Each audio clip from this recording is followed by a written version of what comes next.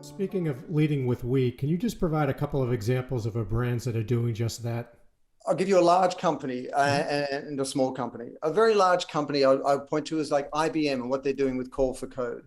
Now, IBM is obviously one of the largest software companies in the world, and we all know who it is. But they have this program Call for Code, which is an open source developer platform where they identify the biggest challenges to humanity each year, and then make their software, their code available to developers inside IBM, but also outside IBM from wherever they are in the world to solve for it.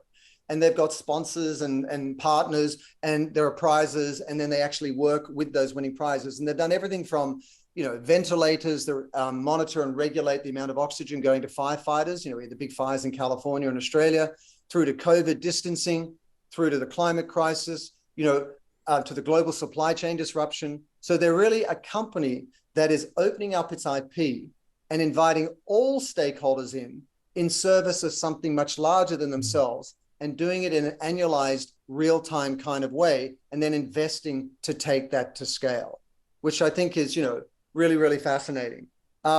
In terms of, a smaller company, which speaks to what I was talking about before, there's a new company called Air Company, as luck would have it, out of New York, that looks at the carbon problem and says it's actually an opportunity in disguise.